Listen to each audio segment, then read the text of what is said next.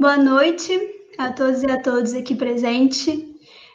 Gostaria de agradecer muito a participação de vocês ao longo dessa semana. A gente está aí desde segunda-feira com muitas mesas, muitas palestras, e a gente espera que vocês possam ter aproveitado ao máximo essa experiência, dentro do possível, claro. Queria avisar também, quem não conseguiu assistir alguma mesa, elas vão ficar gravadas e vão ficar disponibilizadas aqui no nosso canal. Então, vocês podem assistir de novo, compartilhar também. Bom, a gente está chegando aqui à última palestra do nosso evento, nosso 12º Encontro Nacional de Filosofia pela UFOP. E hoje a gente tem aqui a presença do Marcos, com a palestra... Só um minuto. Reclusão e o demônio de assídia, exercícios de isolamento. Bom, gostaria também só de lembrar que após a palestra a gente vai ter o encerramento oficial do evento, então estão todos convidados a permanecer aqui nessa sala virtual, inclusive o professor Marcos também.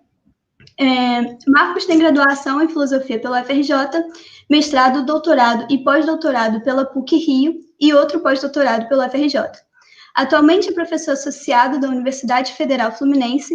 Seu tema de interesse é filosofia antiga, principalmente Platão, mitologia, neoplatonismo, helenismo, filosofia como forma de vida, filosofia da religião.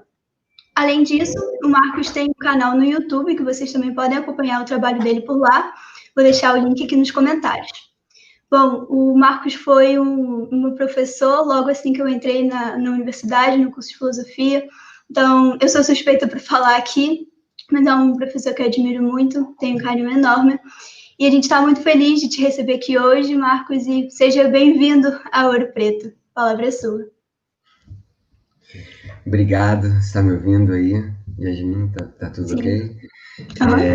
Obrigado, aí a organização, poxa, vocês estão de parabéns, assim, eu acompanhei de longe, assim, mas eu consegui ver algumas partes, especialmente da segunda-feira, né? Vocês estão de parabéns pela organização e que legal que está dando certo, que a gente está conseguindo se encontrar, né? Ainda, de alguma maneira, mesmo com tanta reclusão, né? Quando a Yasmin me chamou com esse tema, né, de como é que, meio que relacionando a filosofia com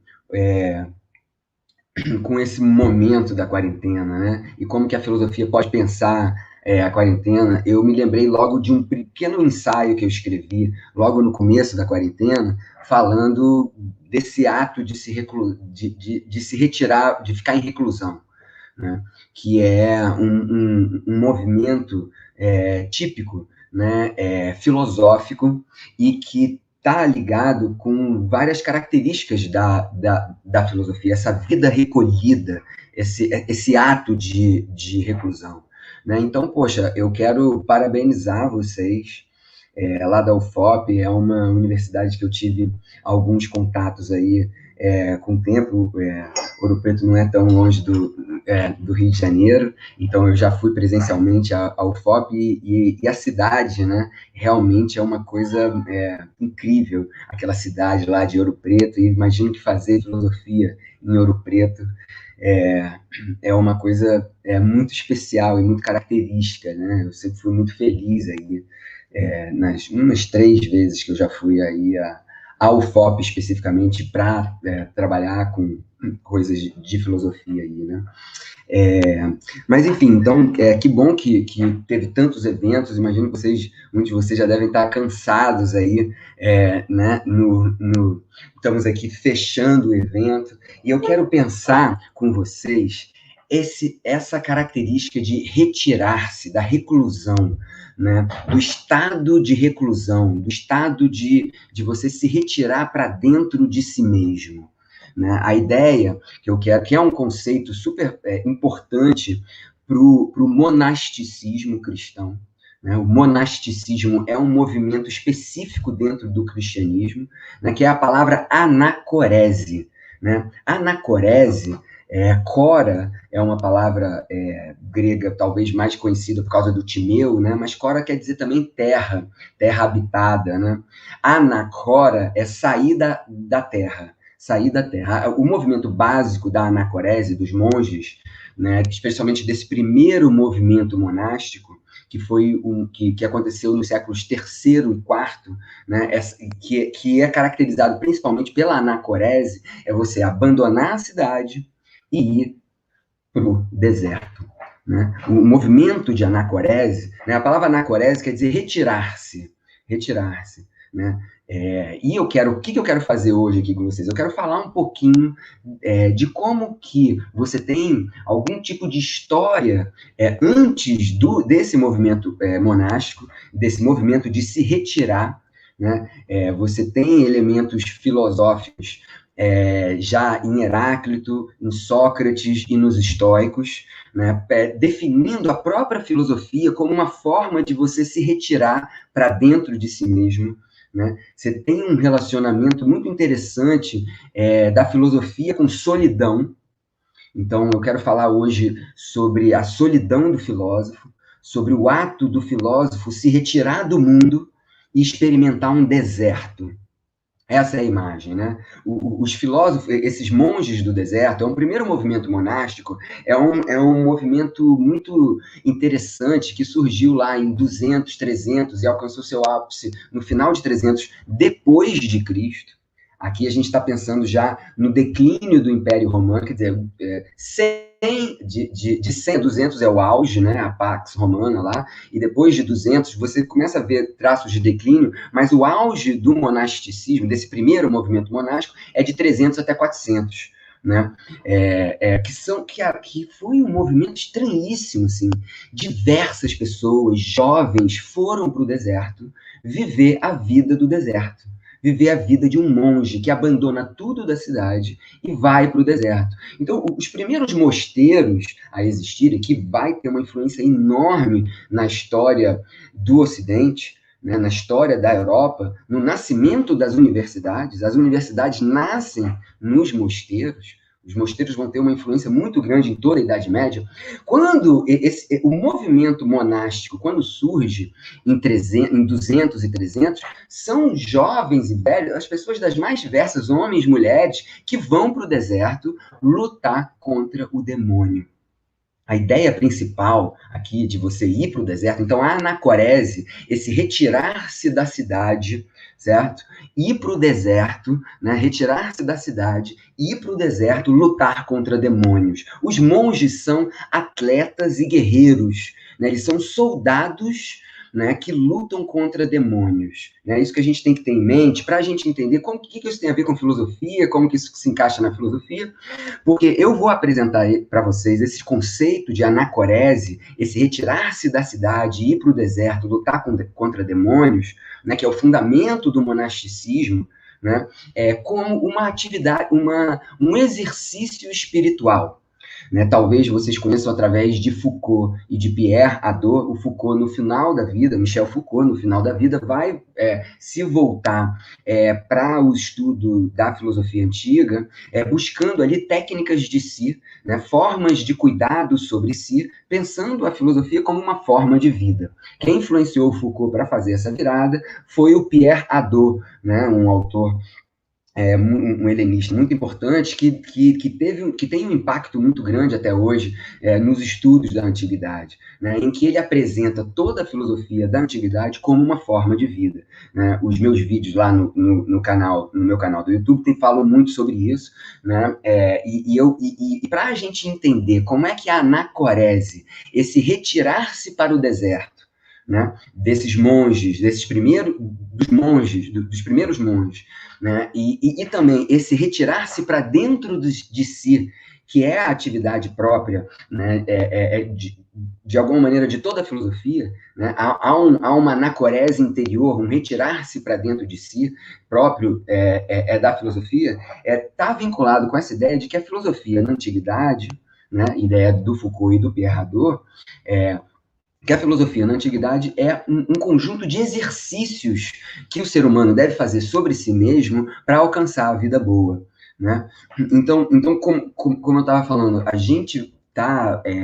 o movimento que eu quero apresentar para vocês aí, dessa luta contra os demônios, e a gente vai falar de 8 demônios principais, né? 8 demônios principais que são, digamos, uma forma da gente catalogar todos os demônios que existem em 8 grandes tipos. Depois eles vão virar os 7 pecados capitais, né? Mas essa catalogação é uma forma da gente entender eles para poder lutar contra eles. Eu quero falar especialmente sobre a assídia. É um dos demônios, um demônio muito interessante, é um demônio típico desse movimento de isolamento, desse movimento de retirar-se do mundo para dentro de si ou para o deserto, né? Então, esse primeiro movimento monástico, de 200 e 300 até 400 e pouco, ele ainda é antes das regras monásticas que formam a instituição monacal, né? Os grandes mosteiros, especialmente com a regra de São Bento, que aparece já lá para 500, né? Mas você tem outras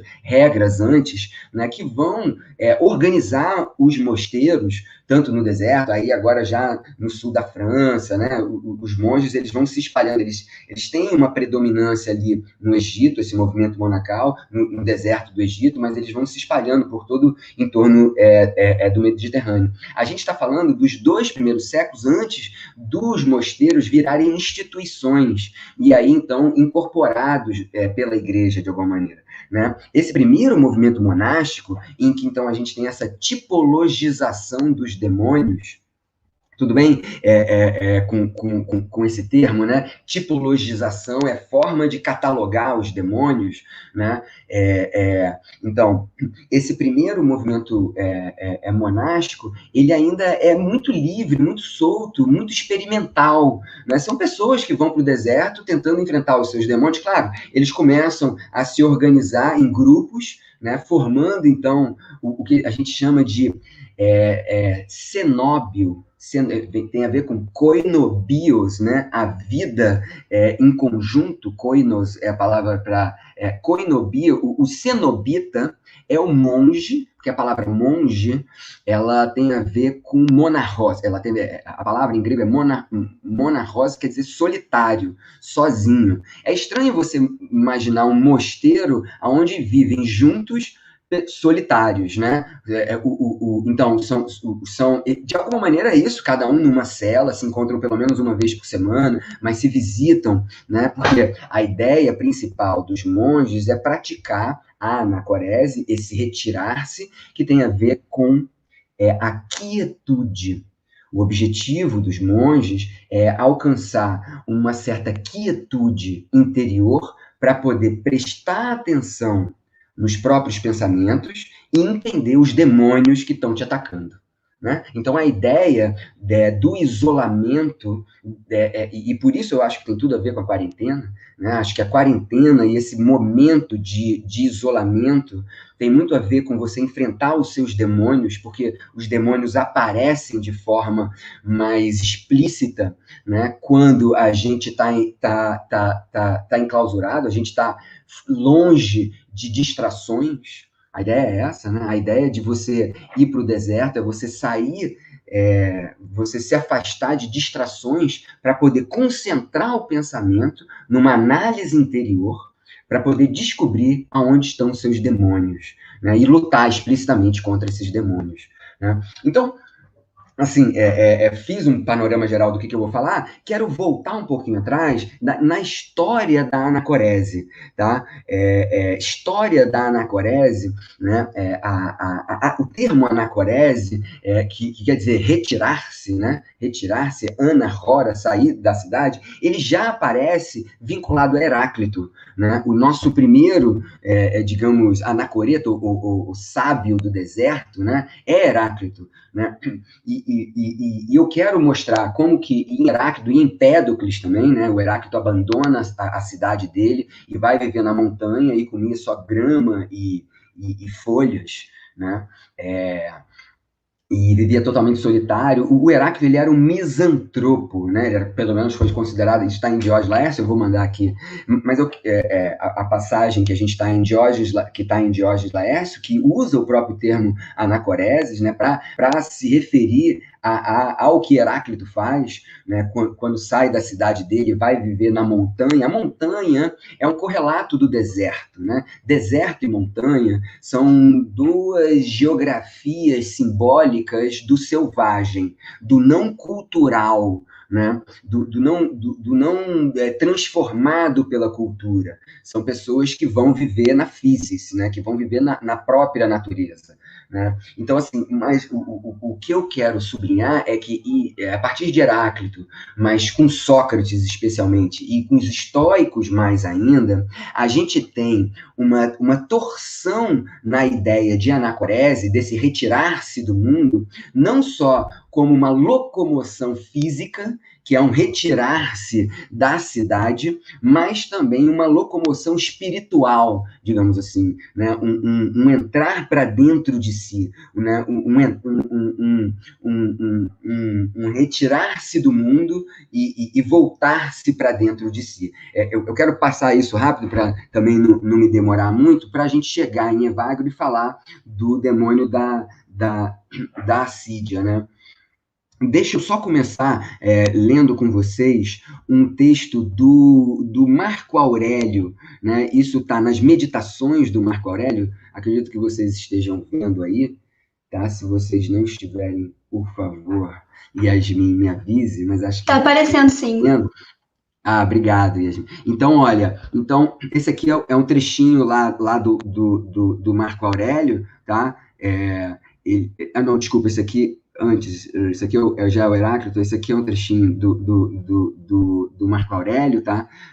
Nas Meditações 4. Então, as pessoas buscam para si mesmas retiros nos campos, à beira-mar ou nas montanhas. Tu também frequentemente tens tais desejos, mas isso é de grande ingenuidade, pois na hora em que quiseres, pode se retirar para dentro de ti mesmo.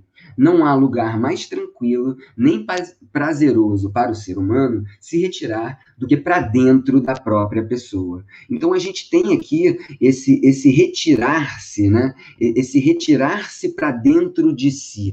Né? É isso que eu quero alcançar aqui com vocês, porque essa é a torção. Na verdade, todo retirar-se vai ter que ser um retirar-se para dentro de si, um retirar-se de si mesmo. Né? Porque a ideia é que mesmo que você vá para o deserto, ou que você tente fugir, né, dos homens, se você não tiver a capacidade desse retirar-se para dentro de si, você não está praticando realmente o que é próprio, né, da filosofia. Então, só a passagem aqui, né, do Heráclito, né, quando ele solicitava, isso aqui já é Heráclito, tá, gente? Eu estou lendo um trecho agora do Heráclito, em que diz que ele abandonou a cidade, abandonou a vida política, né, para ir morar nas montanhas. Né? Quando eles solicitaram a lhes forjar leis, né, pediram para o Heráclito fazer as leis da cidade, os desprezou, pois a cidade já estava governada por uma má constituição. Tendo-se retirado para um templo de Ártemis, brincava com as crianças. Rodeado pelos efésios, disse: por que se espantam, ó malfeitores?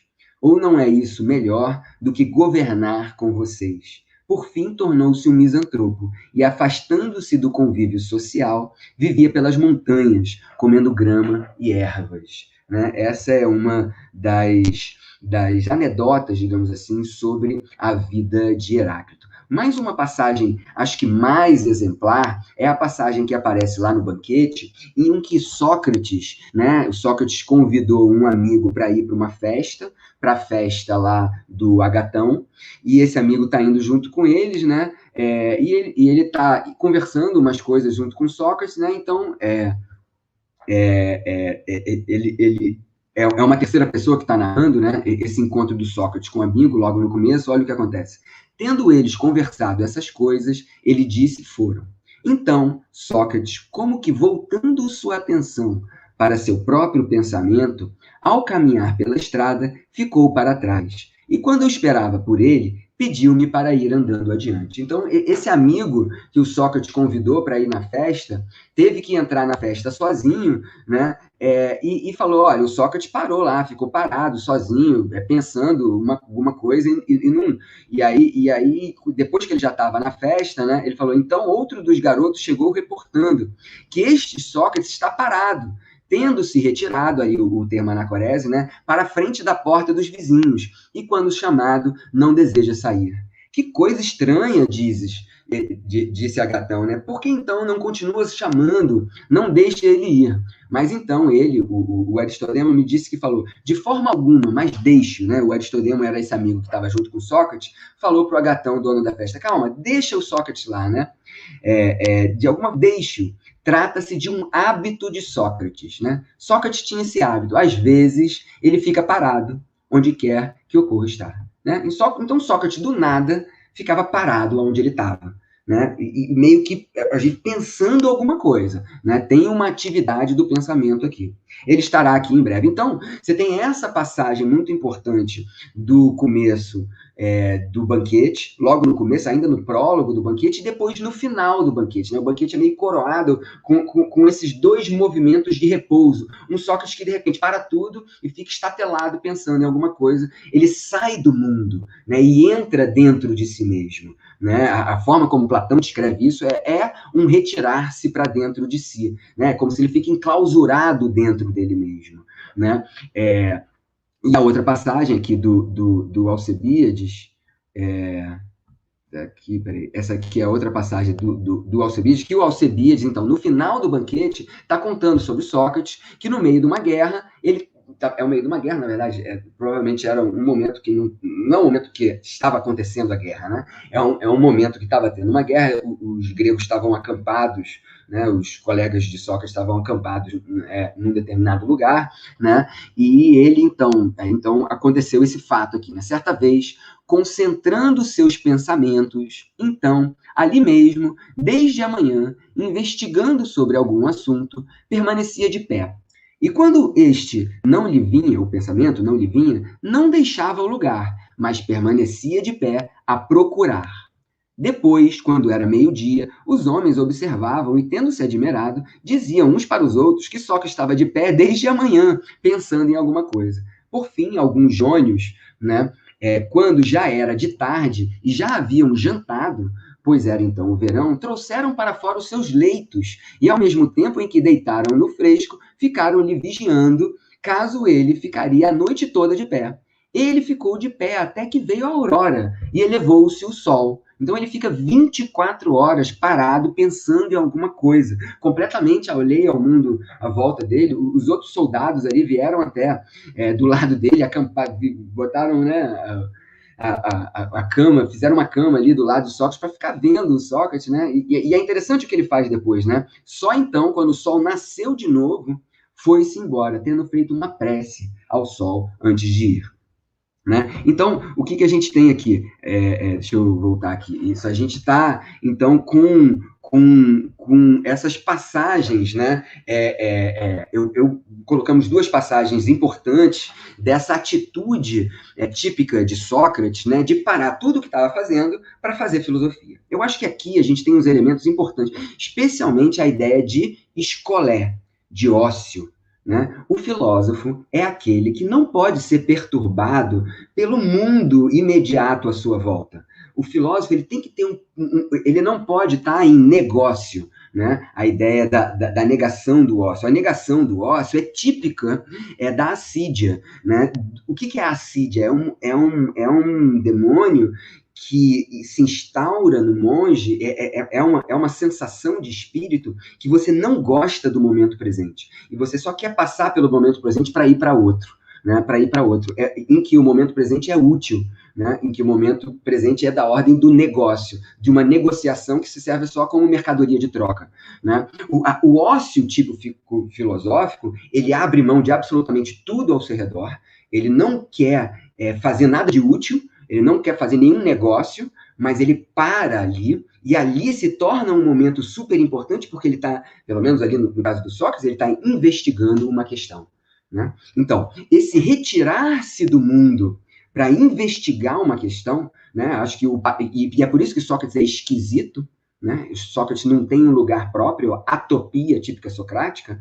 A outra imagem que está no Teteto de Platão é Tales de Mileto olhando para o céu, né? Tentando entender os astros, e ele cai no buraco. Né? E uma pessoa ri dele, esses filósofos tentando entender o que está no céu, mas não conseguem entender o que está na frente deles e caem no buraco. Então, essa estranheza do filósofo frente ao mundo, o filósofo não se encaixa no mundo, o mundo é esquisito para ele. Por quê? Porque ele está pensando nos fundamentos. Ele abriu mão de tentar resolver pragmaticamente, imediatamente, o mundo à sua volta, e parou tudo, e está pensando nos fundamentos de tudo. Então, essa anacorese, esse retirar-se do mundo para ir para o seu interior, tem a ver com a necessidade do ócio, com a necessidade da escola, né? A palavra ócio em grego é escola. E da necessidade de ter uma imersão, submergir no momento presente, para que ele ganhe né, um rigor e uma força. Né? Então, esse sair do mundo para se dedicar ao ócio do pensamento, né? E por isso, de alguma maneira, o filósofo ele é meio parecido com um maluco, né? Ele é meio parecido com um mendigo. A gente vê aí no próprio Sofista, você tem Platão no começo do Sofista perguntando: há uma diferença entre o sofista e o filósofo, o político e o louco, né? Você tem também o próprio Diógenes, o cínico, né? Como a definição que Platão teria dado para Diógenes, o cão, o cínico, né? Como Sócrates enlouquecido, e a própria definição de filosofia como a loucura do amor, lá no Fedro, né? Então você tem essa interposição do filósofo como louco, porque o filósofo, ele é aquele que sai da cidade, sai da cultura, né? Sai daquilo que já está pré-estabelecido para ele. Ele faz uma anacorese interior, né? Uma saída para dentro de si mesmo, buscando os fundamentos, fazendo filosofia. Né? E por isso ele precisa de uma certa tranquilidade, e isso, que eu vou dar logo um spoiler, colocando lá na frente, aonde a gente vai chegar, isso vai ter a ver com o exercício da morte. O que é o exercício da morte? No Phaedon, é você se retirar do mundo corpóreo e fazer a alma permanecer com ela mesma, por si mesma. É se voltar para assuntos espirituais e retirar a sua atenção do corpóreo, né? E fazer a alma voltar, então, por si mesma, sobre si mesma. Essa definição de filosofia, que é o exercício da morte, que é exercer a separação da alma e do corpo. Essa definição de morte, lá no Phaedon, né? O Phaedon é um filósofo que está apresentando Sócrates e indo morrer e definindo toda a história da filosofia como o exercício da morte. O exercício da morte vai ser um dos exercícios principais para a gente superar o tédio, o demônio da assídia, produto dessa vida recolhida, dessa vida da anacorese, dessa vida retirada, dessa vida do deserto. Né? Então, falei do Sócrates, falei do Heráclito, eu vou deixar os estoicos bypassar, porque senão eu vou ficar muito tempo e eu quero entrar logo em Evagrio, tá? A gente lê um pouquinho ali de Marco Aurélio, né, como que e Sêneca, isso tem muito, né, a ideia de exílio também, né, de você se exilar, o exílio voluntário em Sêneca, né, esse sair de si mesmo, né, sair do mundo para entrar para dentro de si mesmo, né, como a gente viu lá em Marco Aurélio, mas isso tem muito a ver nos estoicos como uma crítica ao mundo dos fenômenos. Né? Se a gente for analisar lá a epistemologia estoica, né, aparecem fantasias para a gente, e essa fantasias são representações, né, o termo técnico dentro do estoicismo. Essas fantasias que aparecem para a gente dá um julgamento sobre essas fantasias. Então aparece um prato de quindim, né, aparece um prato de doce, né, e quando ele aparece aqui para mim, eu tenho a representação do doce, e eu falo, eu dou um julgamento sobre esse doce, eu falo, esse doce é bom, eu quero esse doce, né? Esse doce é bom, eu quero esse doce, é um julgamento que eu estou dando, e eu sinto desejo pelo doce, e eu corro atrás do doce para tentar possuir o doce. Né? Você tem uma epistemologia que gera paixões. As paixões nos estoicos são muitas vezes, né, tem as boas paixões, mas a grande maioria das paixões são perturbações da alma a partir de julgamentos equivocados sobre as representações dos sentidos. Né? Então, quando o filósofo estoico faz uma anacorese, ele se retira para dentro de si mesmo, ele analisa as representações que chegam até ele, tentando discernir essas representações para ver se elas são, o que elas são, E qual é a minha reação mais própria que eu deveria ter sobre as representações que chegam até mim, né? Isso é bem explícito lá em Epiteto, né? Certo? Então, qual é a ideia? Eu sou um ser humano no mundo, eu estou sendo bombardeado por fantasia, né, por representações do mundo, e eu dou opiniões sobre essas fantasias e ajo. Então, por exemplo, o medo da morte. O que é o medo da morte? O medo da morte é fruto de um juízo equivocado frente a uma determinada fantasia que me vem na mente sobre o que é a morte. Porque a morte não pode ser um mal, né? Já que ela é natural, né? Para os estoicos, a morte deve ser uma. Então, como é que a gente perde o medo da morte? A gente deve fazer se retirar sobre nós mesmos e averiguar qual é o julgamento que a gente está dando sobre uma fantasia, né, que está me gerando essa emoção. Tá um pouco rápido demais aqui o que eu estou falando sobre os estoicos, mas é porque eu quero entrar, isso vai ser importante para a gente, essa retirada para dentro de si mesmo, que Sócrates faz, que os estoicos propõem, é uma retirada para dentro de si mesmo para você ter uma certa tranquilidade mínima para analisar os seus pensamentos. Ao analisar os seus pensamentos, você pode descobrir coisas de dentro de você mesmo e demônios que estão te seduzindo, né?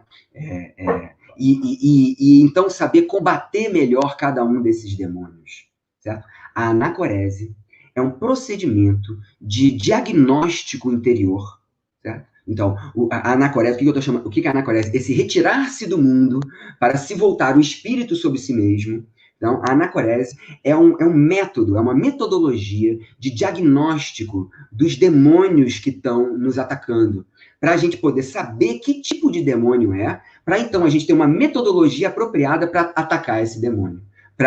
Certo? Então, quem são os ascetas? Quem são os ascetas e por que eles vão para o deserto?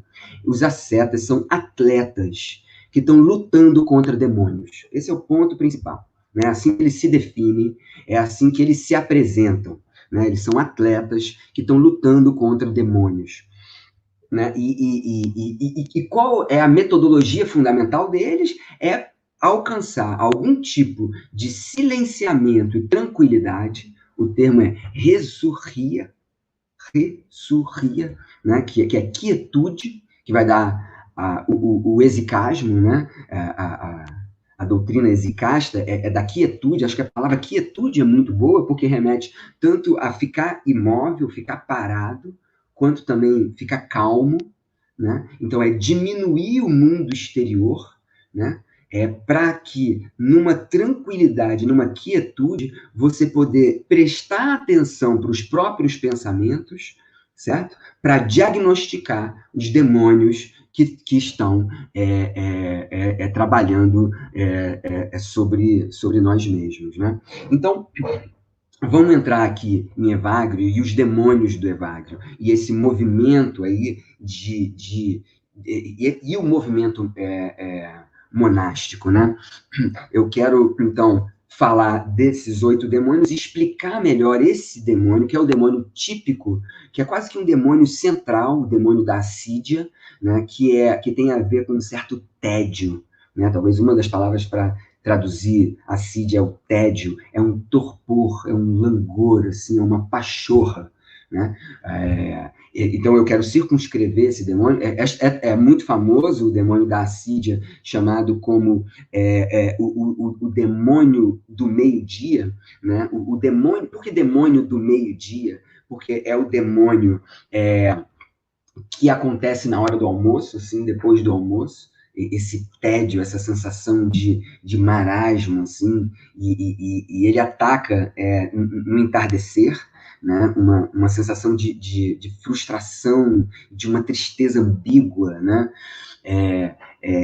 Então, e eu quero descrever um pouco mais esse demônio e as formas que a gente tem de superar esse demônio, que é um dos demônios que impedem a gente da gente realizar essa retirada para dentro de si mesmo, né?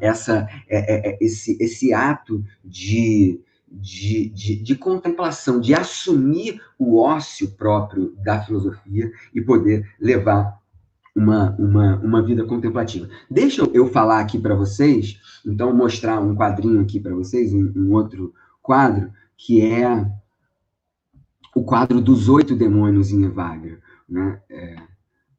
Que tá aqui, ó. Aqui, ó. Acho que vocês conseguem ver, né? Aqui, o que você tem? Aqui, ó. Você tem 3 partes. Então, quais são os 8 demônios aqui, ó? Você tem o demônio da prepotência e da vaidade, certo?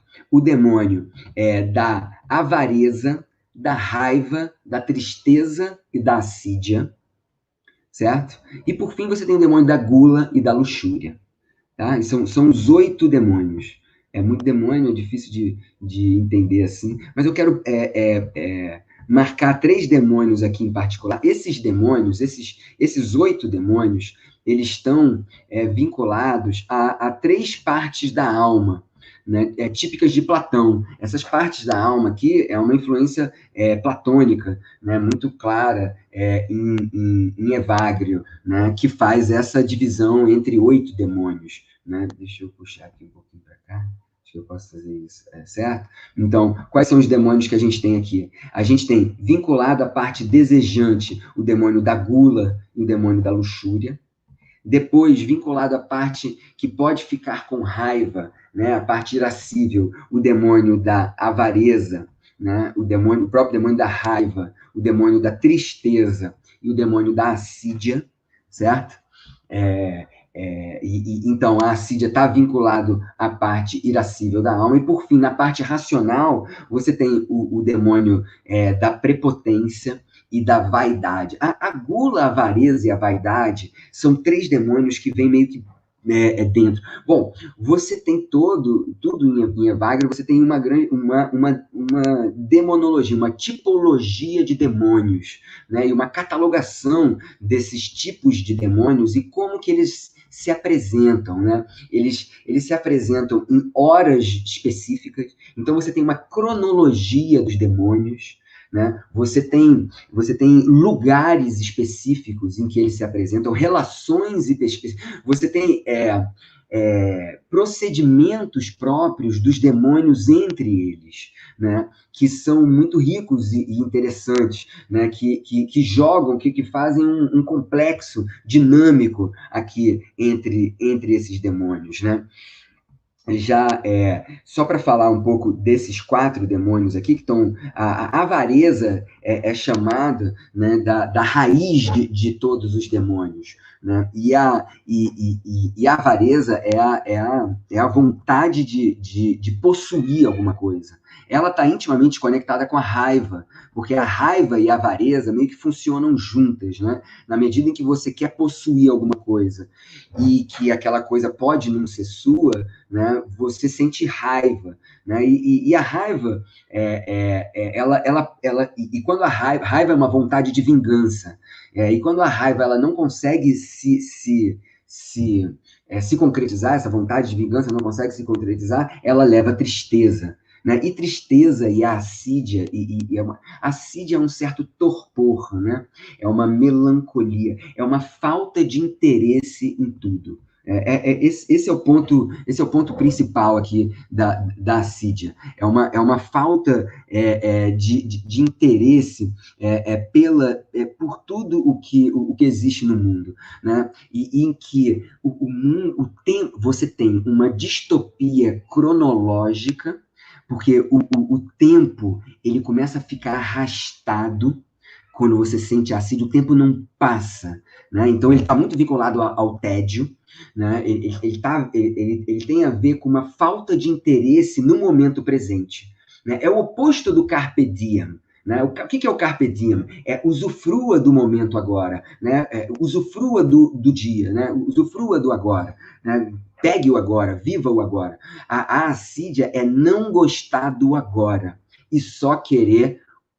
O agora é útil. O agora, você só quer passar por ele para ir para outra coisa, né? Ele é da ordem do negócio, né? A assídia tira a gente a possibilidade da contemplação, de gostar de estar aqui, né? E querer estar aqui por estar aqui. Né?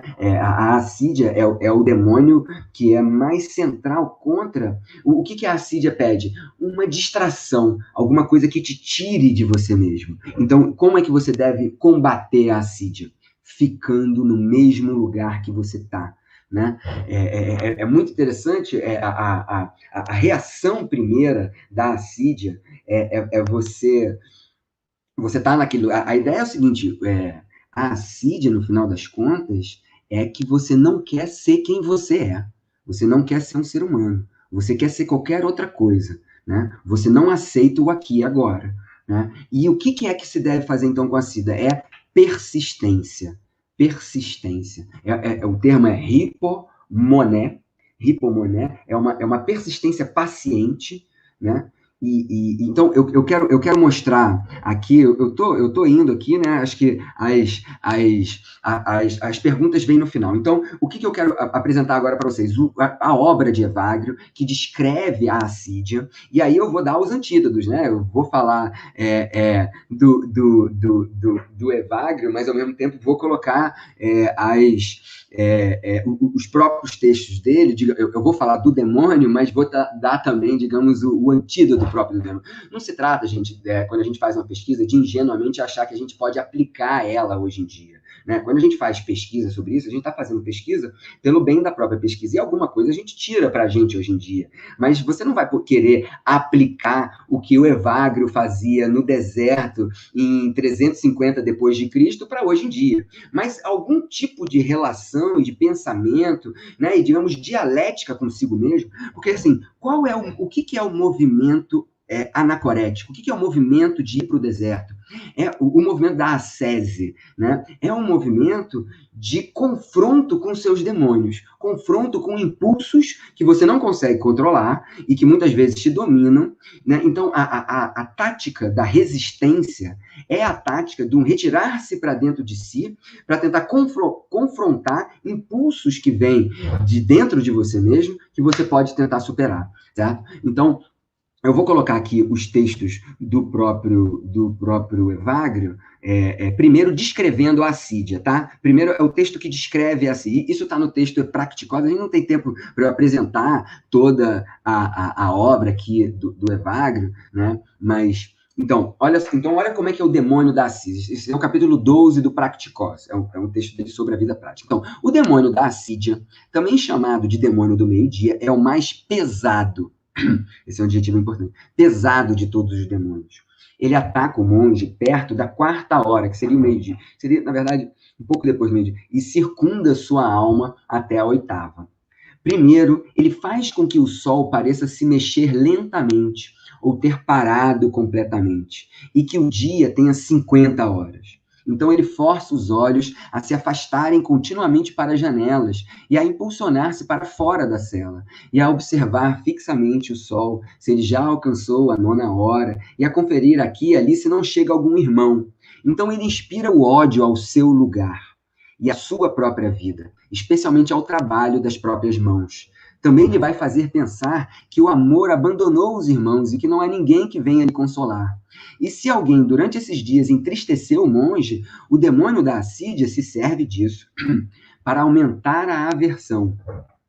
Então, ele o conduz para desejar outros lugares, né, e nos quais facilmente conseguiria o que lhe é preciso, e uma atividade mais prazerosa e de maior sucesso. Ele ainda acrescenta que agradar ao Senhor não é uma questão de lugar, pois ele diz: o divino pode ser adorado em toda parte.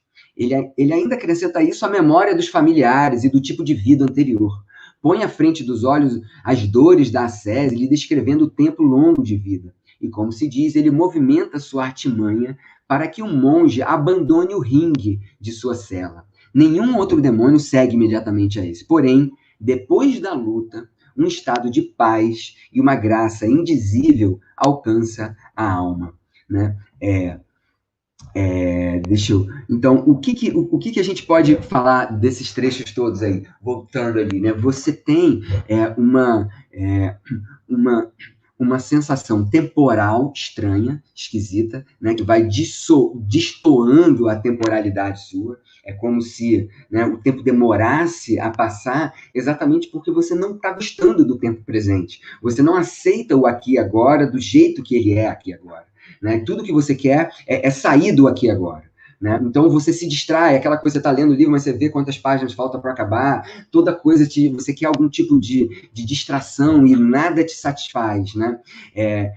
E o ponto, assim, você quer sair do seu lugar, você quer não estar no seu lugar, né? E você tem um fastio ao trabalho, você não quer o mínimo de trabalho que tem em estar vivo. Né? Eu acho que esse é o ponto, assim. O tédio tem a ver com não aceitar um mínimo de esforço que a gente tem que fazer para poder fazer, né, a vida ser forte, a vida ser interessante, a vida ser boa. Então você tem aí uma negação do trabalho, né? A ideia do ora et labora, né? Que é a ideia central do monasticismo, né? Então, essa sensação que a sua vida é muito trabalhosa e que não vale a pena viver ela e que você poderia estar fazendo outra coisa, né? Então é isso, a ideia de ódio ao presente e desejo por outra coisa. Como que a gente faz, então, para enfrentar esse demônio? Você tem algumas características. A primeira delas, né, é você querer enfrentar ele e afirmar a persistência. Né? Aqui você vai persistir, né, e enfrentar propositadamente e assumir que você tem que ficar com o que você tem. Só que aí o próximo passo, é muito interessante, é o dom da lágrima. Né? Isso é um elemento muito rico na espiritualidade cristã, né? Como que o chorar, é um dos componentes principais contra os demônios. Né? Então, olha só. Então, essa aqui é uma outra passagem lá do Practicose, né? É o Practicose 27. Ele tem 3 outros pequenos fragmentos assim que trabalham como essa forma de você superar a assídia. Né? Então, quando quer que nos defrontemos com o demônio da assídia, nessa circunstância, façamos uma divisão na alma e com lágrimas atribuamos uma parte para o Consolador e a outra para o que é consolado. Assim, semeando em nós boas esperanças, cantemos como encantamento o canto do Salmo de Davi. Então, é para cantar um canto, é para salmodiar. Isso é um tipo de prática de oração, né, de prece. Então, a ideia é você cantar um canto para se encorajar. Né? O Salmo de Davi que ele escolhe aqui é: porque estás triste, ó minha alma, e porque tu me perturbas, tenha esperança em Deus, porque eu o louvarei, o Salvador de minha face, meu Deus. Então, olha só, o que a gente faz aqui? A gente divide a alma em 2. Então, o primeiro ponto é o dom das lágrimas, né? Chorar é um ato espiritual fundamental do monasticismo.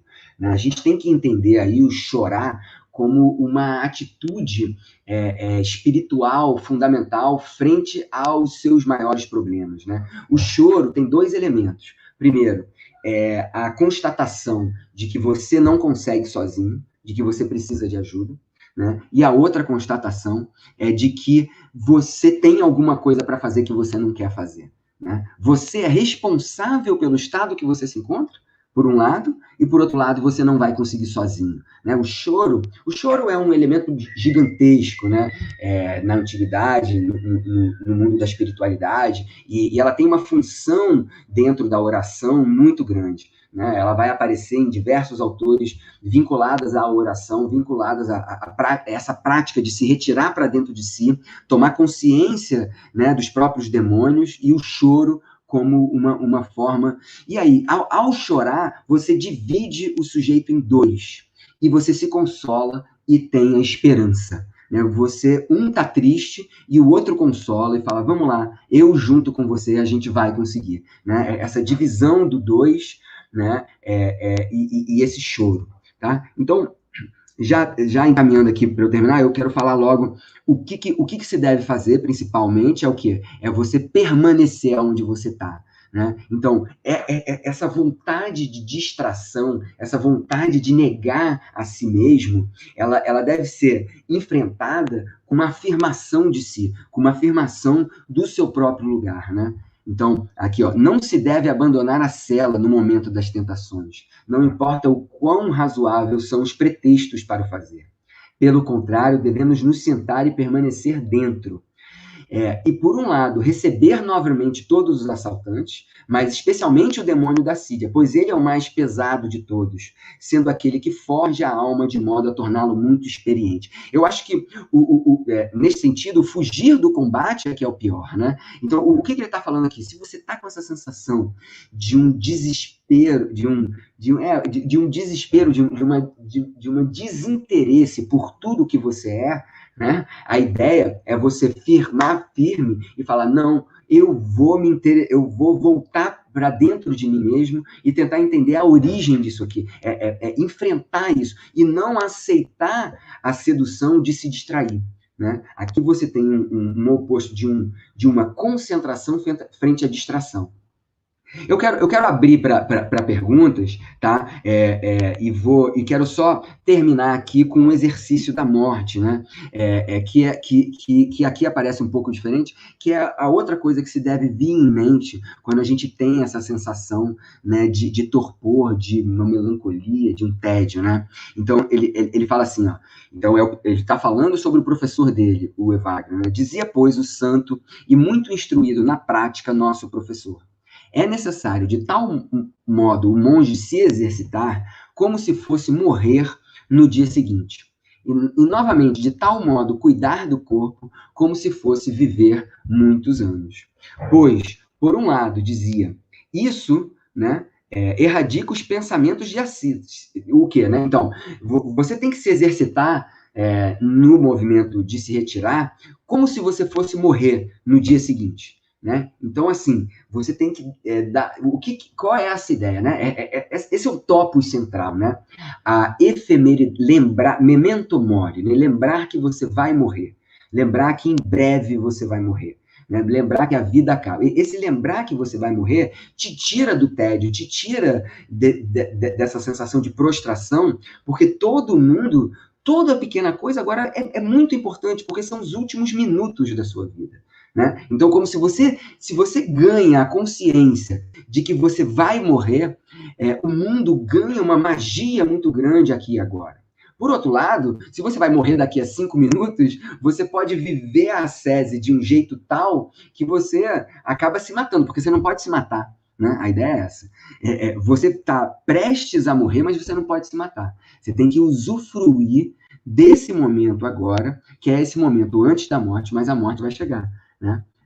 Pois, por um lado, isso, o que erradica os pensamentos de assídia? É o exercitar-se como se você tivesse prestes a morrer. Né? E isso exercita o monge a tornar-se mais diligente. Por outro lado, então, guarda saudável o corpo e preserva sempre igual a autocontenção. Né? Então, pelo fato de que também você ainda vai viver muitos anos, porque os monges do deserto eles têm muita preocupação também com excessos, né? Com excessos de ascese, né? Porque, e aí eu já vou me encaminhando para o fim, né? O excesso de ascese pode ser o demônio da vaidade também que está te seduzindo, né? Então, só para dar um exemplo de como que o demônio da vaidade é perigoso, né? O demônio da vaidade ele vai cada vez mais...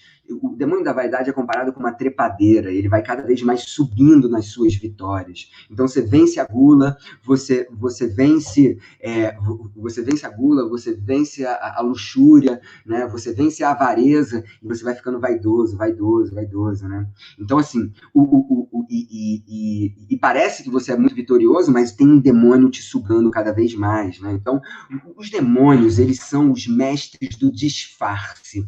E o mais importante importante é você poder se retirar para dentro de si mesmo para poder averiguar e analisar os demônios todos. Vocês entendem? Então, assim, quando a gente, se a gente perde a própria base de toda a atividade contra os demônios, que é a capacidade da gente se retirar para dentro de si mesmo, né, para poder diagnosticar esses demônios que estão dentro, que é a anacorese. A anacorese, a ressurria, esse silêncio, a escolé, né? Então, a anacorese é essa atividade de se retirar para dentro de si mesmo, ressurria é a tranquilidade, e a escolé é o ócio. Se a gente não pode fazer isso, a gente não tem tempo para se autoexaminar e perceber os demônios. E os demônios são mestres do disfarce. Então, o demônio da assídia, ele é meio central, porque ele retira o monge da atividade própria de olhar para dentro de si mesmo. Então, assim, fechando, eu já fiquei muito tempo aqui, né, passei aqui dos meus 50 minutos, o que eu acho, então,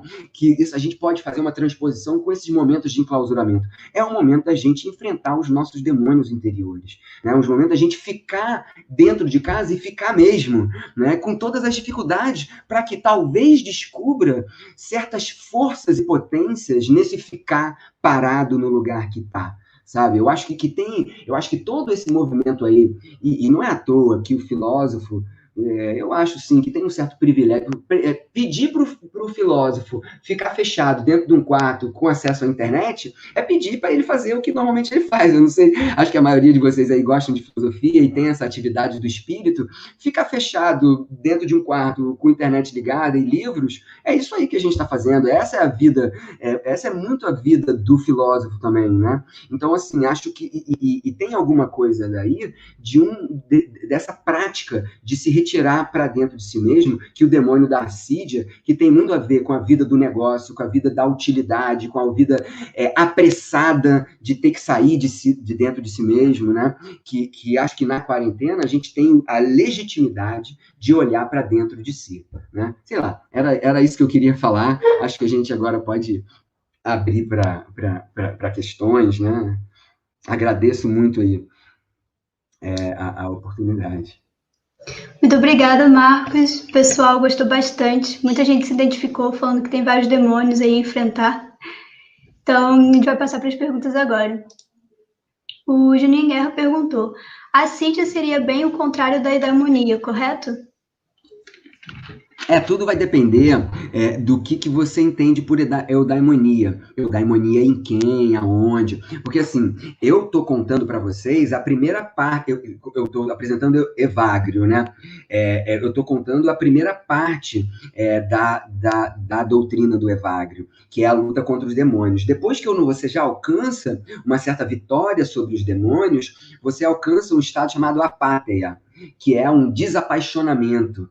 Né? E é um certo e a apátia não tem nada a ver com apatia, é sem patos, né? Sem paixão. E aí que começa o momento que eu acho que seria realmente da eudaimonia em Evagrio, que é a vida da gnose, a vida do conhecimento místico. Aí você vai conhecer Deus, você vai conhecer, entendeu? Porque quando você passa pelo enfrentar os demônios, é a primeira parte da vida do monge. A segunda parte, que é a parte mais prazerosa, digamos assim. Essa é a parte difícil, é a parte da ascese, é a primeira parte. Depois a gente entra na parte da gnose, do deleite, da contemplação das realidades espirituais. Tanto da natureza, o deleite, a gente só consegue amar a natureza e contemplar a natureza, e a natureza como um espelho de Deus, é isso que os monges fazem, e é interessante que eles vão para o deserto, né? Qual a natureza que eles amam ali, mas eles depois começam a contemplar as essências espirituais para depois contemplar a própria trindade, né? E aí já num êxtase místico, na gnose mística, né, da trindade, que tem a ver com uma oração sem imagens. Aí sim a gente estaria na eudaimonia, mas com certeza, Juninho, a assídia, ela é um demônio que vai contra uma prática principal que possibilita a eudaimonia, né? Que é essa prática de silenciamento, de tranquilidade, de poder gostar do aqui e agora, para a gente poder viver a vida tipicamente espiritual, que é essa vida contemplativa, que é a vida mais prazerosa possível, já dizia o Aristóteles, né? A vida feliz é a vida da contemplação, né? Então, eu acho que seria um pré-requisito, é uma primeira vitória frente à eudaimonia. A eudaimonia ainda tem um outro passo, sacou? Em Evagrio, né? Em Evagrio. Acho que não sei se eu te respondi, Juninho. Obrigada, professor. O Alexandre Arantes está perguntando: podemos estabelecer uma relação de oposição entre a assídia e a tese de justa medida de Aquino? Eu não conheço muito. Acho que a tese de justa medida do Aquino tem a ver aí com Aristóteles, né? E pelo que eu me engano, pelo menos pelo que eu entendo, acho que tem. Porque assim, a justa medida tem a ver com uma relação de oposição entre a assídia, a justa medida, acho que tem a ver com as virtudes práticas, né? Não as virtudes espirituais. E eu acho que sim, essas virtudes. Exato, acho que dá para você fazer alguma. O próprio Tomás de Aquino é um cara super importante para os 7 pecados capitais, né? Eu falei pouco disso, mas esses 8 demônios, eles vão ter adaptações, especialmente com Gregório Grande, que vai pegar essa demonologia típica do primeiro monasticismo de Evagrio, e Cassiano é outro autor importante para essa tipologia de demônio, né? E vai virar os 7 pecados capitais, né? E Tomás de Aquino tem os 7 pecados capitais e tem a assídia também lá no Tomás de Aquino. Em relação. E aí, então, acho que o melhor, Alexandre, seria ver direitinho lá como se o próprio Tomás de Aquino já não faz isso. Né? Eu não sou nenhum tomista, eu não sei te dizer, né, diretamente, assim. Mas eu imagino que sim, que se ele está pegando a justa medida, né, em Tomás de Aquino, como Aristóteles pega, que é esse justo meio das virtudes práticas, né, tem tudo a ver com a assídia, porque a assídia é uma vontade de novidade o tempo todo, né? Mas aí teria que fazer a relação mesmo aonde que entra esse justo meio. Porque o contrário da assídia, né, é você amar o aqui e agora, e querer ficar aqui agora, e aceitar a luta, né? Eu acho que esse é o ponto principal. A assídia é uma sensação, é uma vontade de desistir de lutar. Esse que é o ponto. Né? E o enfrentamento desse demônio da assídia é um dos elementos centrais da vida prática, né? Dessa luta contra os demônios. Tá bom? Acho que foi. Obrigada. O João Paulo perguntou quais são os demônios existentes no mundo de hoje e como vencê-los. Fazer essas transposições, né? Tem uma frase, fazer essas transposições são muito difíceis, tá? A gente está na universidade, né? Não é um texto de autoajuda. Eu poderia falar para vocês as ideias que eu tenho sobre isso e tal, mas fazer essas transposições demonológicas é muito difícil. Acho que hoje em dia, muita gente fala que o demônio não existe, né? E o Baudelaire tem uma frase genial sobre isso, que é o maior truque do demônio é fazer a gente achar que ele não existe. Né?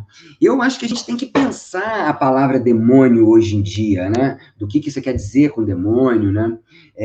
Assim, a comparação que eu faço imediata é assim, você tem uma exigência contemporânea, se vocês me permitem fazer isso, eu estou fazendo assim de cabeça, não é nada aprofundado, estudioso, né? Mas acho que faz parte também a gente fazer coisas tentativas, assim, fazer uma transposição.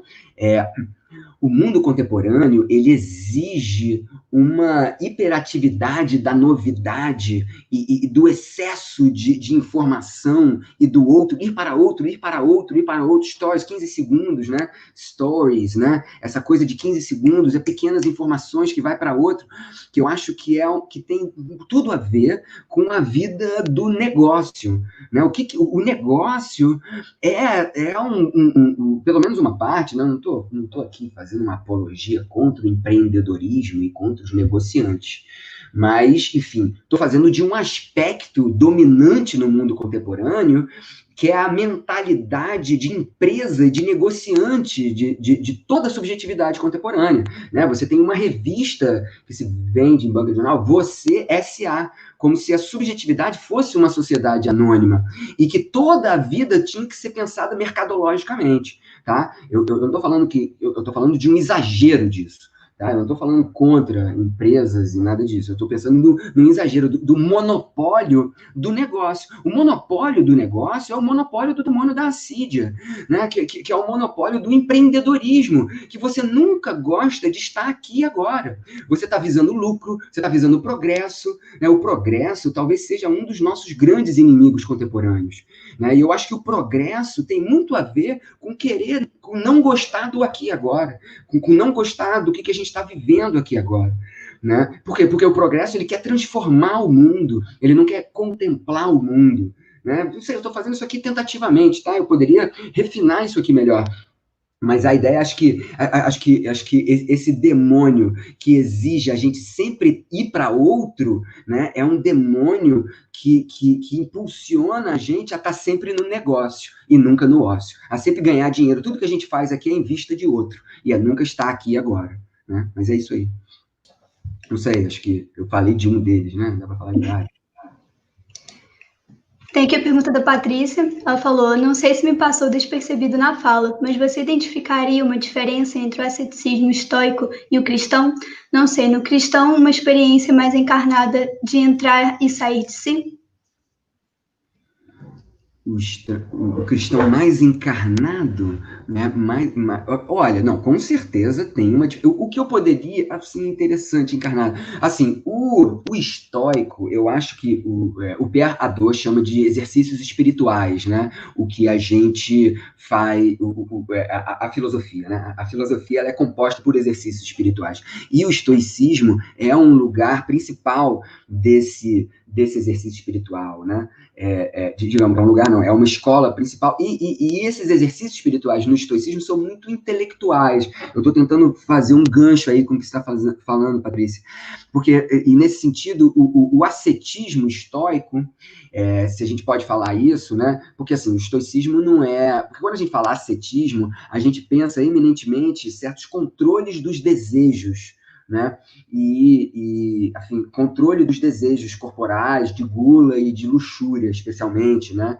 Mas saber se controlar frente ao mundo, né? E os exercícios espirituais, como, por exemplo, o medo da morte. É um típico, e, portanto, a gente deve fazer um exercício, né, contra o medo da morte no estoicismo, que é um exercício tipicamente, que é um exercício intelectual. Eu acho que o ascetismo cristão, eu achei interessante que você falou que é encarnado, porque o ascetismo cristão ele é profundamente corpóreo. Ele está preocupado como que o seu corpo reage ao mundo. Então, ele está preocupado com o que você come, com o que você bebe, né? E com a forma como você vive o mundo cotidianamente, certo?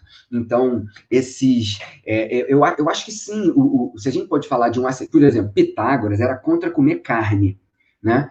E aí sim a gente pode ver um ascetismo, quando a gente usa a palavra ascetismo hoje em dia, especialmente dentro dos estudos, né, do ascetismo, a gente fala muito vinculado ao ascetismo típico cristão, que é o ascetismo primordialmente monástico, que fala de um abrir mão, de não estar vinculado ao mundo, né, e não procurar os prazeres do mundo. Né? Mas você pode, especialmente com uma forma de uma dieta específica, né? O monge come o pão que o diabo amassou, né? Literalmente, né? Assim, ele come uma vez por dia um pão duro. Você tem uma dietética específica, você tem um modo de dormir específico. E no estoicismo isso é mais amplo e os exercícios são muito mais intelectuais, né? São exercícios de entendimento do seu procedimento frente ao mundo, para que você possa ou não se adequar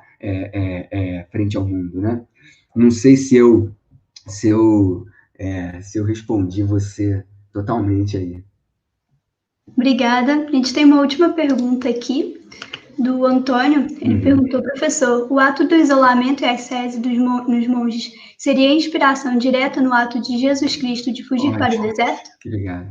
Obrigado, Antônio. Pergunta essencial, né? Com certeza, né? Quem conhece um pouquinho a Bíblia aí sabe lá que tem uma passagem muito importante, né? Que Jesus vai para o deserto de novo, passa 40 dias no deserto. Simbolicamente, esses 40 dias aí não é à toa, são os 40 anos que o povo, Moisés também foi para o deserto, né? a imagem do deserto, você tem toda a razão, obrigado por lembrar, né? São 3 tentações básicas ali. Evagrio vai interpretar essas 3 tentações básicas vinculada à gula, né? Vinculada à avareza e vinculada à vaidade.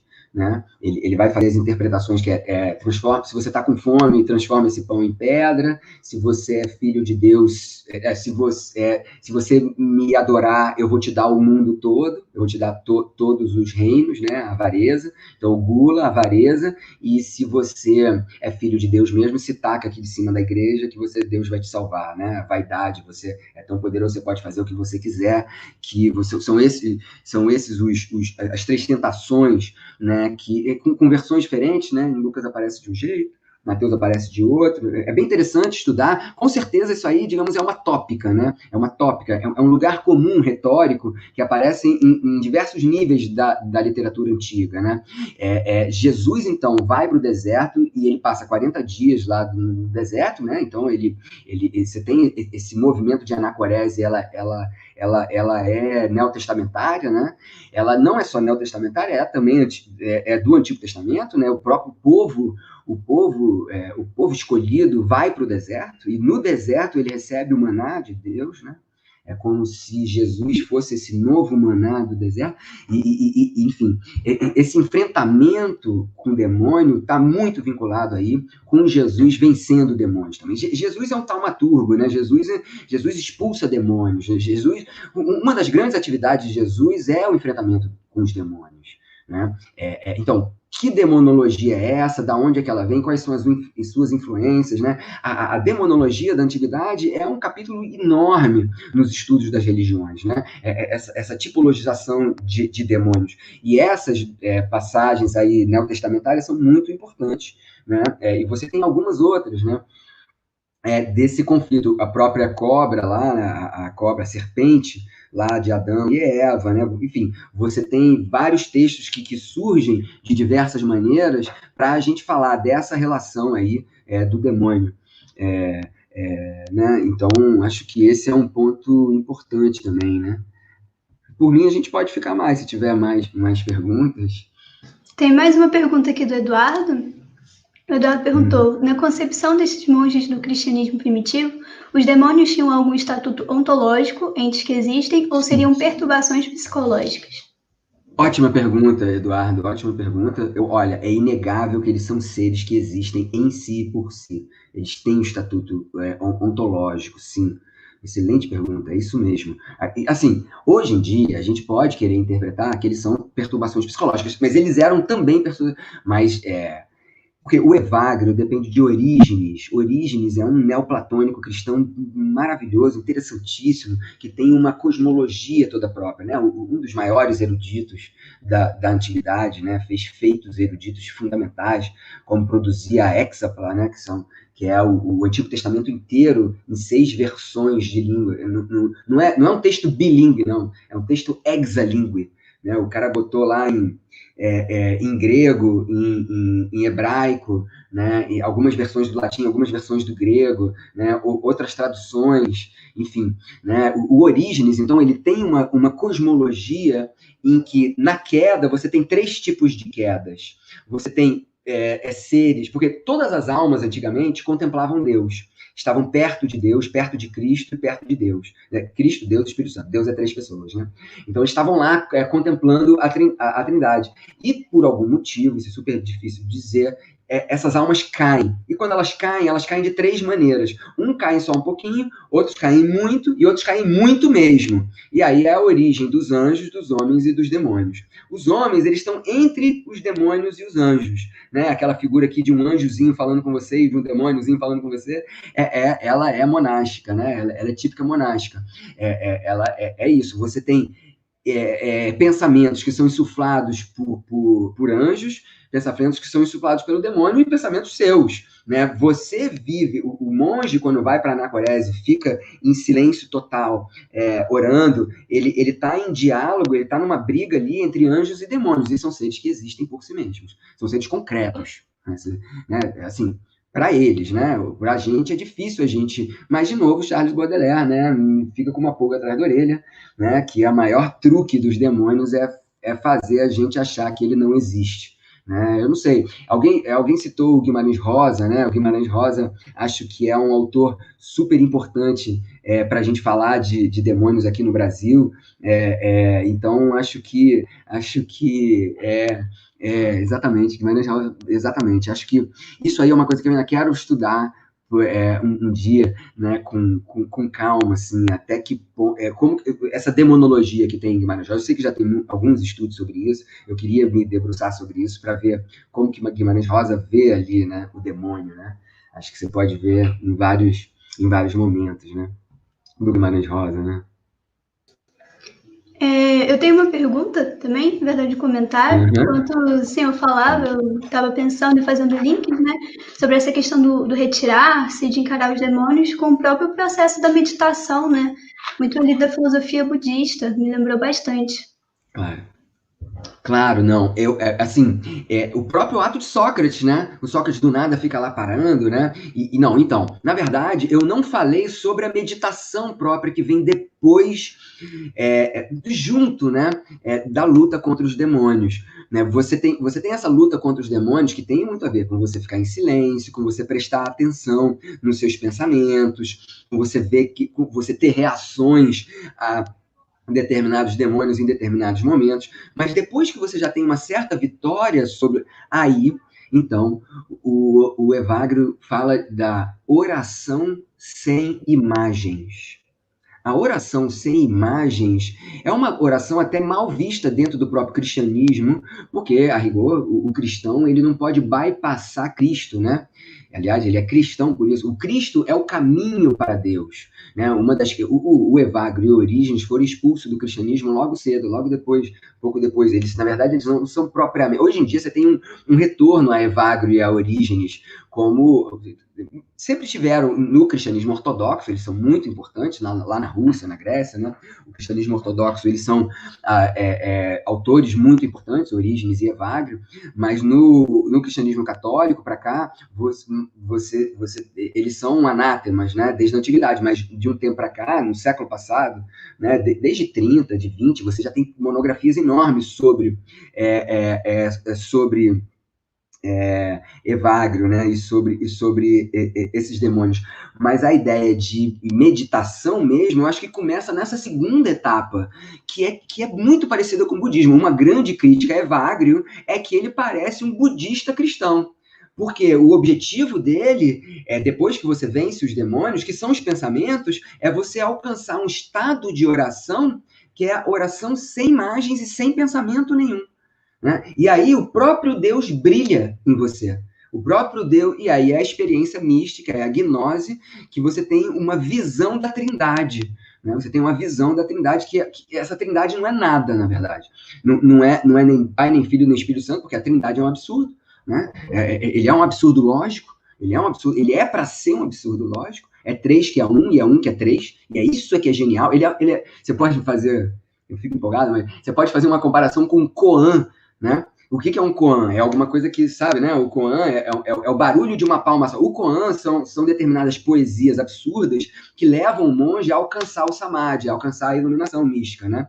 Então é isso. O mestre chega para o discípulo e fala: eu quero que você me diga qual é o barulho de uma palma só batendo palma, né?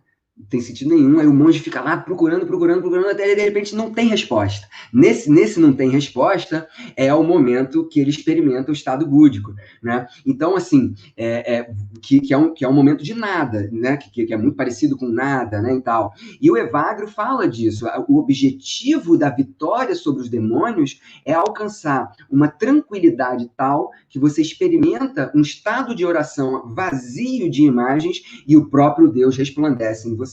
Né?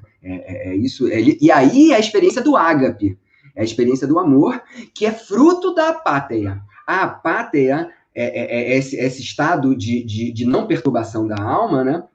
É o objetivo da vida prática, mas depois começa a vida gnóstica, a vida do conhecimento místico, do conhecimento espiritual, que está vinculado a esse estado de oração sem imagem nenhuma. Né? Então, eu não falei da parte mística para vocês, eu só falei de um demônio da parte prática, sacou? Da parte anterior. Sim, perfeito, obrigada. Tem uma pergunta aqui do Alexandre também, ele fez uma outra pergunta. Podemos estabelecer um paralelo entre a fuga do demônio da Assídia e a busca interior via oração, como o Castelo Interior de Teresa d'Ávila? Com certeza, com certeza. Na verdade, assim, você só consegue entrar nesse castelo interior se você fizer a transposição. Seria super interessante, eu nunca fiz a pesquisa, eu já dei umas olhadas em Teresa, né, mas não é uma autora que eu realmente li. Como que a Assídia aparece lá, né? Mas assim, no momento em que você consegue vencer o demônio da Assídia, é que você consegue praticar a oração. A oração que é o quê? É um estado de consciência. Porque, assim, uma coisa que eu não falei, um dos elementos centrais da filosofia como forma de vida, dos estoicos e da antiguidade, é o tema da atenção, né? O Sócrates, quando para ali, ele está prestando a atenção, e eu gosto dessa expressão que eu cunhei, mas é meio uma ideia de uma reflexividade, né? Prestar atenção na atenção que você está prestando. Né? Prestar atenção na atenção que você presta. Né? Esse olhar para o que você está olhando. Né? Então, o que Sócrates está fazendo peraí, olha o que eu estou pensando. E ele fica pensando sobre o próprio pensamento. Né? E essa vida Então, o tema da atenção é um tema fundamental e é um tema nuclear da oração. Porque a oração não pode ser simplesmente uma repetição mecânica de palavras. Né? A oração tem que ser feita com o coração. A oração tem que ser feita com uma vitalidade tal que você chora na oração, né? Eu acho que e o choro lá na Teresa d'Ávila lá nos castelos, nas moradas, se não me engano, né? O primeiro passo para saber que você está orando é que você consegue chorar na sua oração, né? O estado de oração, ela começa com choro. Né? O que é esse choro? Primeiro, aqueles dois momentos que, pelo menos em Evagrio, aparecem como dois elementos fundamentais. Sou dependente, né? Preciso de ajuda. Né? Então, eu não consigo tudo. E, ao mesmo tempo, é minha responsabilidade sair daqui, dessa merda que eu tô. Né? É uma consciência da merda que você tá. Né? E eu preciso de ajuda, e ao mesmo tempo é minha responsabilidade. Então, um capítulo importantíssimo, né? O arrependimento, né? O traço de que você toma consciência de que você tem problemas, né? No sentido amplo, né? E aí você chora com esses problemas que você tem e você entra em estado de oração. Na assídia você não consegue chorar. Né? Por quê? Quando você está entediado, você não chora. O choro já é uma marca de uma paixão potente. Né? O choro é potência. O choro no monasticismo é potência divina. Claro, tem bilhões de choros. O diabo pode se fantasiar de choro também. Tem um choro que é horrível, né? Mas tem um choro ali que você saiu da assídia. O demônio da assídia não te permite chorar. Né? Acho que muita gente experimenta isso, né? Pô, eu tava precisando dar uma chorada, né? Aquela ideia assim, eu tô triste, mas essa tristeza não vem à tona de um jeito tal que ela é expurgada. Então, o ato da oração, né? O demônio da assídia é contra diretamente o ato da oração, porque o ato da oração é um silenciamento interior que tem o seu início pelo choro, por uma constatação do seu problema e da necessidade de ajuda e da necessidade de tarefa, de trabalho para superar o seu estado de pobreza. Né? Não sei se eu... Obrigada, professor. A Cristina fez um comentário. Ela fala, na filosofia da religião de Simone Weil, o conceito de atenção é fundamental para reconhecer o outro e, sobretudo, ver o sofrimento humano do outro. Outro ponto importantíssimo da gente falar sobre a anacorese, sobre esse se retirar para o deserto, porque parece que eles são uns egoístas, né? Parece que eles saíram da vida política e da defesa do pobre, né? E da defesa do excluído, né? E do amor ao outro. Né? Só que dá para trabalhar isso muito bem, é muito legal, isso que você falou aí da Simone Weil, né? A ideia da atenção e do reconhecimento do outro. Na verdade, a ideia toda ali, que sem um traço de recolhimento sobre si mesmo, a gente nunca consegue perceber a legitimidade do outro. Né? Sem um mínimo de silêncio, de quietude, o outro não pode aparecer para você. Né? A ideia toda, o monge se retira para o deserto para conseguir se relacionar de modo profundo. E é por isso que ele encontra os seus colegas, né? Os seus irmãos, que estão também no silêncio. Né? A busca toda, e isso é muito claro, né? Ele vai para o deserto por amor aos homens, né? Ao ser humano, né? Porque o convívio exagerado com o outro, ele me impede de ver o outro como o outro. E o amor, e quando a gente consegue amar a nossa própria solidão, é só assim que a gente consegue, né, amar a solidão do outro. Né? Então, o encontro de monges são encontro de dois solitários. Né? E encontro de dois solitários que podem, por algum momento, talvez, ter algum encontro genuíno, algum encontro que não seja carregado de vaidade, de prepotência, de avareza, de gula, né? Algum encontro que possa... Então, assim, na vitória sobre os demônios é que você pode realmente se encontrar com o outro. Né? A ideia toda é, então, o monge vai para o deserto para conseguir se encontrar com o outro. Porque a vida da cidade, o outro nem aparece para a gente, porque são tão múltiplos os outros, né? Essa ideia de uma crítica à multiplicidade de encontros, mas nenhum encontro profundo. O encontro profundo se faz no silêncio. Né? Essa é a ideia ali dos monges. Né? Eu acho isso outra coisa muito rica também, né? Do mundo monacal. Né? Obrigada, professor. O João Paulo fez uma pergunta aqui um pouco mais técnica. Ele está perguntando qual a etimologia da palavra demônio. Vem de daimon, né? Você tem a palavra diabolos, né? Que é o oposto de símbolos. Né? Diabolos é aquele que lança para longe, né? É o que diferencia, e os símbolos é o que traz para junto, é o que harmoniza, né? Mas a palavra daimon, né? Vem daimonion, né? É a palavra grega lá, que é o Sócrates, quem fala com ele, aquela voz que ele ouve, né? Um daimon, né? Enfim, e lá no Banquete de Platão você tem esse ser intermediário, né, que não está nem aqui nem ali. A palavra daimon, enfim, ela tem uma tradição enorme. O Pitágoras vai ter uma característica, Platão faz uma torção nessa palavra. Em Homero, daimon, ele é sinônimo. Você pode chamar Zeus de daimon. Você pode chamar aqui, daimon tem a ver com a tradução que o Jaato Hanno dá para daimon é numi, se não me engano. Numi é divino. É outra palavra, é um aparecimento divino.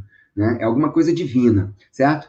Mas o termo daimon, Jesus tira demônios, né, das pessoas, quando Jesus, sabe aquela passagem que Jesus tira um monte de demônio e taca nos porcos, e os porcos se tacam dentro do mar, dentro do rio, uma coisa assim, né? Isso aí é daimon, né? Daimones, que são seres espirituais, são seres intermediários, né, entre o homem e a divindade, né? É um termo que remete a algum tipo de divindade. Né? Platão, lá no Banquete, estrutura eles como seres intermediários. Né? Muito obrigada, professor. Coincidentemente, a sua fala acabou sendo um ótimo complemento para a nossa palestra de quarta-feira, que a psicanalista Isabel Haddad acabou falando muito sobre o corpo, né? Nosso corpo que está recluído agora, né? Não está na cidade, está dentro de casa. Inclusive, quem não conseguiu assistir, já está no nosso canal, pode assistir. Acabou sendo um ótimo complemento. Legal. Bom, todo mundo adorou, está aqui elogiando, professor. Eu que agradeço muito. Juninho agradecendo também. Assim, é um prazer poder falar dessas coisas e ter aí 60, 70 pessoas interessadas em ouvir, a gente poder reunir gente interessada de diversas partes, né, do Brasil, interessados em temas filosóficos, né, e uma saída filosófica, ou um diálogo filosófico com essa quarentena que a gente está tendo que viver aí, né. Achei que vocês foram muito felizes aí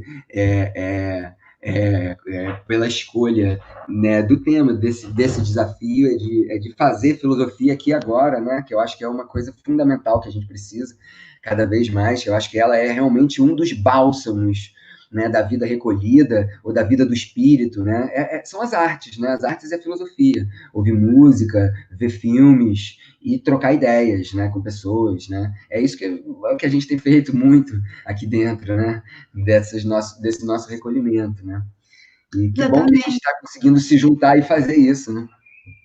Assim como o Alexandre falou, o senhor é super bem-vindo em Ouro Preto, próxima oportunidade, assim que der. E a gente agradece muito a sua presença, de fato, essa tentativa, né, de estar fazendo filosofia dentro desse possível, né, que a gente tem aqui agora. Bom, gente, agora eu convidaria vocês a descer a ladeira para tomar uma verdadeira pinga com mel ouropretana, mas infelizmente isso não vai ser possível, teve que ser adiada essa atividade bem principal do evento para o próximo ano, assim que possível. Então, agora eu vou chamar os organizadores do evento aqui, eles já estavam aqui nos bastidores ouvindo a gente, inclusive nosso professor. Tá vendo? Tá ótimo.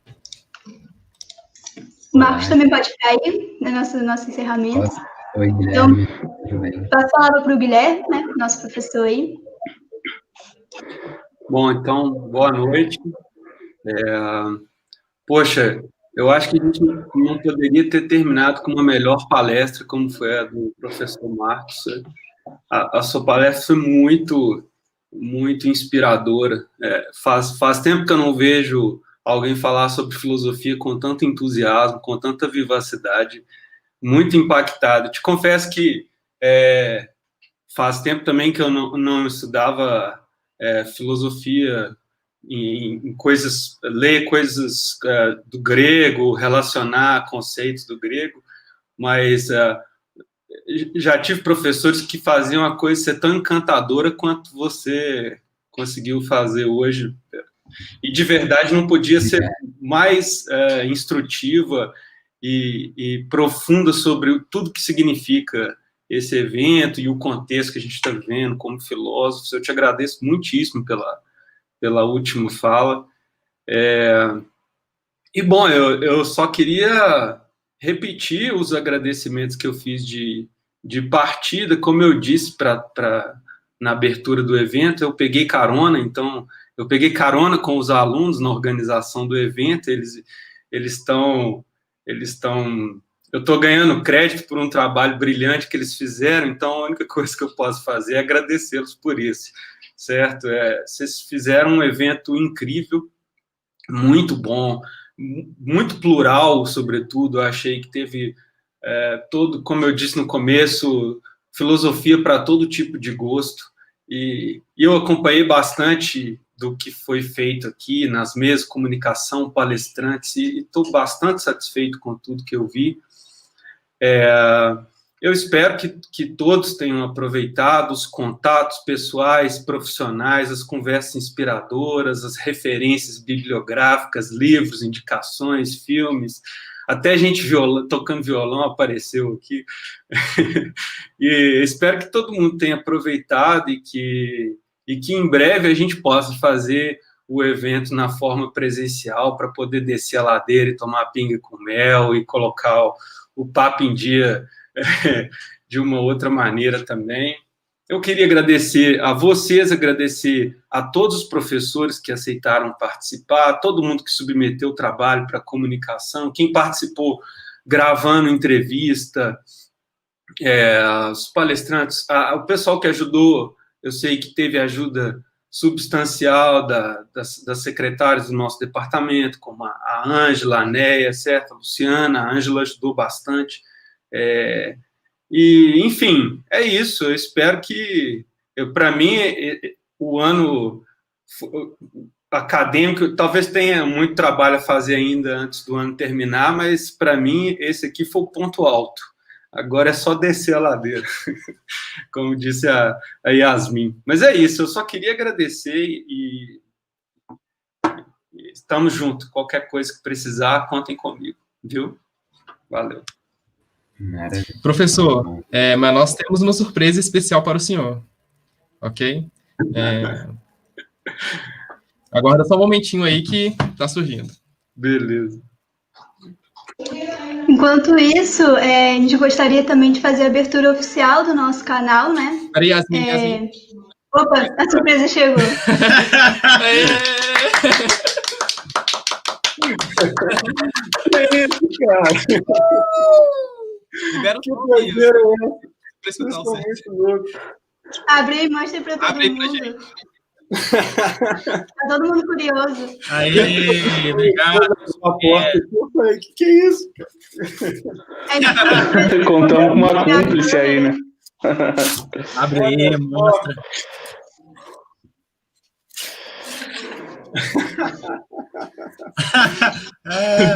Legal, peraí.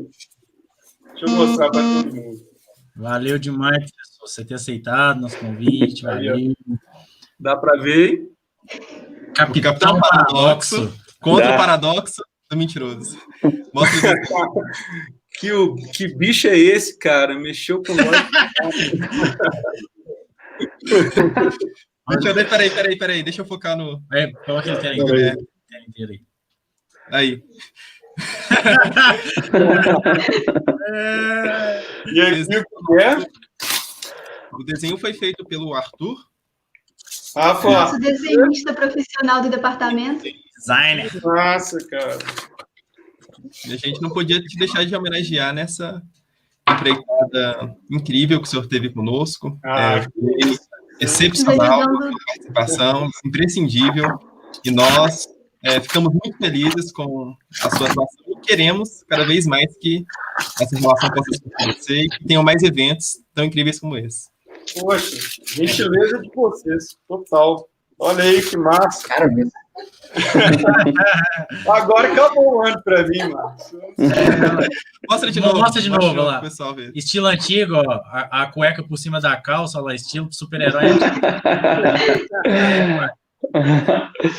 Poxa vida. Tem uma carta aqui, então eu vou ler para todo mundo, beleza? Ixi. Ok. Caro professor, gostaríamos de agradecer imensamente pela sua participação ativa no ENF, que foi imprescindível para um bom andamento no evento esse ano.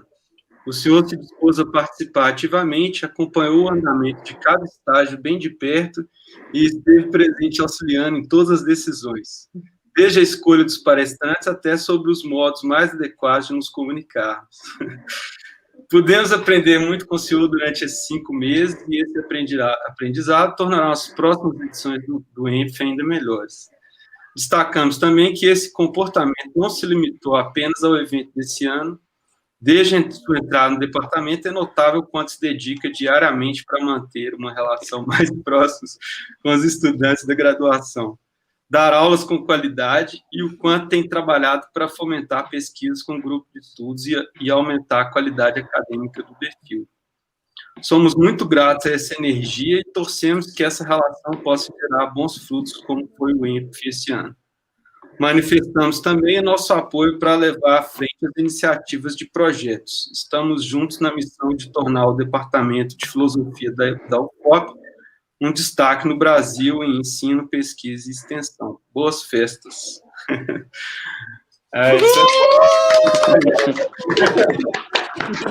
Vocês estão de parabéns, cara. Que coisa linda. Muito obrigado mesmo. Vocês estão guardados aqui para si. Professor, o senhor gostou do desenho? Porque senão o Arthur tá ferrado aí, né? Fazer matéria com o senhor vai pegar no pé dele. O Arthur me orientando, vai refletir. Né, o cara fica desenhando, né? Senhor de cueca, né? O cara perdeu o respeito, né? Que isso? Perdeu o respeito. Brincando, gostei. Muito obrigado, viu, gente? Vocês são demais. Mas então, agora pode anunciar. Vocês, depois de ainda organizar o evento todo, conseguiram comprar e enviar para casa do cara, e o cara tem... Nossa, impressionante. Meu Deus, e receber na hora que tinha que receber, foi um time. Cara, vocês são 30 mil pessoas, cara. Vocês estão muito de parabéns, cara. Não, com os correios em greve ainda por cima. Que... Isso aqui é coordenação, cara. Poxa. Nós mandamos um monitor de bicicleta até a casa do Guilherme aí. No... Pegamos o número da esposa do cara, tal, foi 007. Todas as suas informações, Guilherme. Temos tudo seu agora. Muito legal, gente. Obrigado. Bom, acho que agora a gente pode abrir oficialmente o canal no YouTube, né? Depois dessa surpresa. Bom, o canal não é só do ENF, tá? A gente montou no ENF, mas a intenção é que realmente fique o canal aí para o nosso departamento de filosofia da UFOP. Então, a gente também já vai estrear ele com alguns vídeos exclusivos tanto do professor Desidério Murcho quanto do professor Ricardo. Ricardo, se você estiver me ouvindo, por favor, me desculpa, mas eu não sei pronunciar o seu sobrenome. Nantmanovics. Não, Alexandre. Vai lá. Ricardo Nantmanovics. Acho que... Meu orientador, se eu estiver errado, fudeu. Então, a gente já vai liberar o vídeo do professor Ricardo hoje. Já foi liberado, né, Vitor? Já foi, às 8h30, já podem assistir. E o do professor Desidério, vai ser quando? Será sábado, às 7h. Então, gente, vocês podem continuar nos acompanhando. E, enfim, queria aqui fazer um agradecimento, né? A gente está aí há 5 meses planejando esse evento. Foram muitos formulários, muitos tutoriais, muitas noites sem dormir, muitos e-mails para enviar. Mas tenho certeza que valeu muito a pena. A gente sabe que essa experiência online, ela não é tão boa quanto a presencial, mas a gente pode estar aí conectados nessa semana, né? A gente pode estar fazendo contatos que talvez presencialmente a gente não poderia. E acho que o que fica aí, além do agradecimento também, é a gente pensar nos próximos eventos de uma forma híbrida, né? Porque acho que, enfim... Acho que uma das melhores, a única coisa boa, né, que veio nesse período foi essa ponte de conexão, né? Então, a gente, no próprio evento, a gente teve palestrantes de fora, a gente teve ouvintes de todo o Brasil. É uma felicidade imensa também de ter inscritos desde o ensino médio até pós-doutores, como a gente falou. Então, assim, muito obrigada a todos os ouvintes. A gente sabe que não é fácil ficar uma semana inteira na frente do computador e participando da forma como vocês participaram. Então, assim, é uma gratidão enorme para a gente aqui que estava organizando, que estava aqui atrás. A gente também pede desculpas pelos erros técnicos. Enfim, a gente também estava aprendendo aqui de última hora, mas eu acho que todos podemos tirar muito proveito desse momento. E esperamos todos, ano que vem, tomara em Ouro Preto, para a gente poder descer a ladeira e tomar uma pinga com mel, né, gente? Porque, olha... Pessoal, porque final do ENF tem toda uma festa que a gente faz para finalizar a nossa organização, enfim. Infelizmente, esse ano não vai rolar a festa, mas ano que vem, pessoal, todo mundo em Ouro Preto, tá? Convidado o professor Marcos também, encher a cara. Estão colocados em Ouro Preto. Nós temos muitos aí, que vai ser incrível.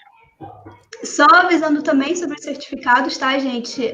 A gente vai começar a preparar essa semana e a gente espera conseguir enviar o quanto antes. A gente só pede um pouco aí da compreensão também de todos, porque são muitos certificados, muitas listas de presença para confirmar.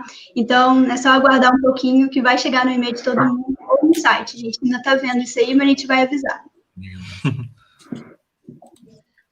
Super parabéns, gente. Que legal. Vocês são uns organizadores incríveis. Que legal que a gente está aprendendo isso aí. A ideia de agora em diante ser híbrido, né? Poxa, muito bom. Pelo menos isso a gente aprende aí. Super parabéns para vocês, gente. Então, vamos encerrar? Vamos lá. Então, valeu, pessoal. Valeu! Até Valeu, galera.